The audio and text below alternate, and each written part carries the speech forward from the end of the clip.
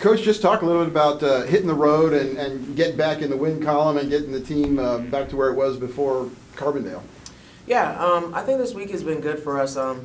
Actually, I think that loss was good for us because we had some things that were lingering, just becoming habitual, just how we were approaching games. Our players, from like a mental standpoint, they just did not really want to get, fully engaged or hyped for teams that didn't have a big name behind them or, in a non-conference, big conference or whatever it is. So it's been something we struggle with all year. It's just that sometimes it's hard to learn those lessons when you're winning. We keep winning and find a way to win, and they're like, yeah, Coach, we get it, but it's like, at the end of the day, we're winning. So now that we've finally lost one, I think, to a beatable team, they're a good team. They played great, they deserved to win that night. But to me, I think we're still a better team, and I think we're the best team in the MVC, but you can't just say that. You got to prove it, and everybody is out to get us, and we have a target on our back. So us coming into games nonchalant and lackadaisical is going to get us beat, and it finally did. So I think that kind of was a wake-up call for our players. They were really hurt after that loss and, disappointed in themselves of, how they came out, their effort. And we just tried to fight back at the end, but at the end of the day, that second quarter when we scored 6 points, killed us. So it didn't matter the fight in the end. And so we just got to, learn the lesson and just get better. And unfortunately, you want to get back on the court as soon as you can, on a little bit of a hiatus. Yeah, and it's happened to be the week, kind of like your bye week, with your travel partner. So, for coaches, for everybody, you want to get back out and get that out of your system. But for coaches, it was an opportunity for us to work on ourselves and just, get better at some things that that's been hidden because of wins, So I think we needed to just pay attention to some things on the defensive side of the ball and how we start games that way.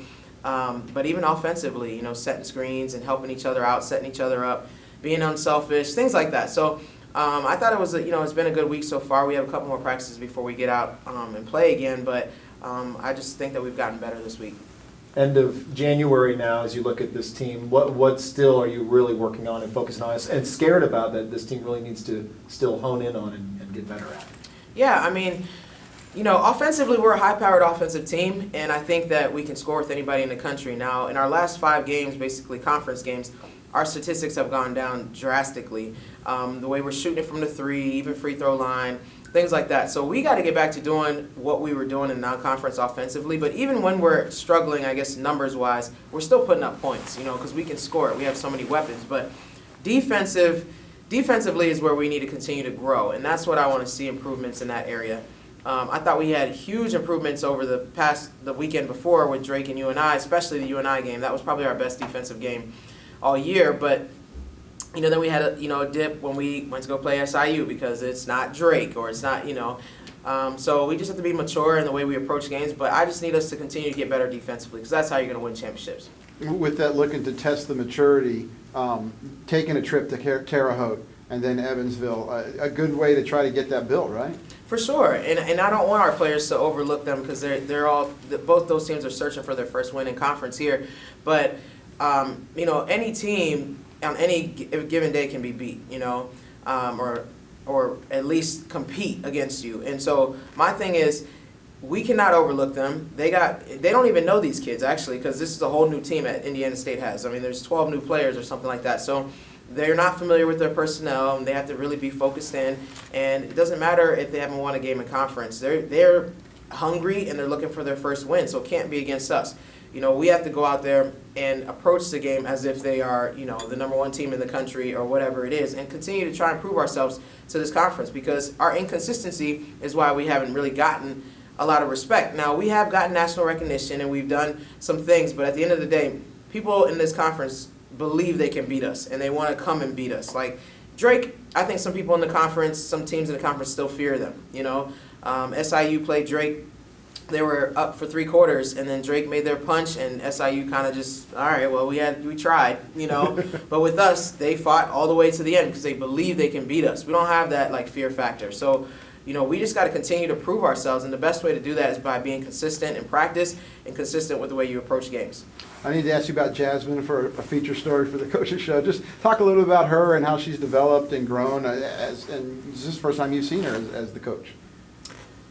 Wait.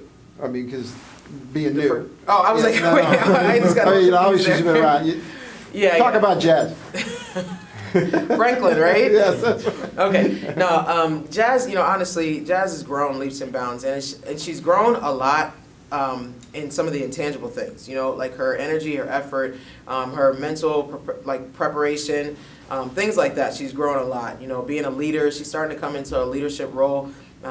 She's just really starting to come into her own. I mean, she's always been athletic. I think, after your freshman year, no matter what, if you have a great strength conditioning program, you see a huge jump with players from their freshman and sophomore year. So she's always been athletic, but now she's even more athletic, going through a summer with strength conditioning and just working on agility and stuff like that. So she's super athletic. She's probably, when she runs the floor, she's probably the fastest big in the country, honestly. I mean, she runs like a deer. And so just getting her to do that for the whole game and stay consistent in that is going to put pressure on teams. So she's getting better and better. And I just think that, her versatility too. I mean, she can actually shoot the 15-foot shot, and she's just trying to build that confidence, to do it in the game. She does it in practice, but in the game, she's still a little nervous. So when that clicks and she can stretch the defense a little bit more, I think she's going to be really difficult to guard. But she does so much for us. She cleans the glass.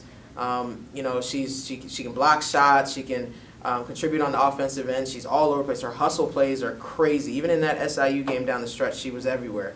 Getting a hand on the ball, diving on the floor. So I'm just really proud of her and her growth. And I think that she's not even come close to reaching her potential. And when she does, it's going to be pretty scary. This is a long way down the road, but I'm going to bring it up anyway. Okay. Keith Boaz and Misha have been talking, just in case the Lady Bears are in a position to host the first round. And it looks like things are getting worked out. How nice is that a university is doing this proactively to help support the Lady Bears, their fans, and this team? Yeah, I mean, first of all, that's a huge goal of ours, and it's still within reach. I mean, we just gotta, stay focused, and we can't be dropping games like the way we just did. But that would be awesome to make history that way and to have an opportunity to do that. But what's even better is that our administration, they support us through everything, and the community supports us as well, and they know if we were able to host, this community would show up and show out, and maybe we'll even sell the place out. You never know, but they want Lady Bear basketball to be successful, and our community wants to be able to witness some of those games. So that would be just such an opportunity for our players, but for the community, for the fans, for the athletic department. So I really appreciate Kyle and everybody, Keith, everybody that's involved in trying to make that work, and we just got to do our part. We got to get ourselves in a position where their work isn't going in vain, but where we can actually bring that atmosphere here to Springfield.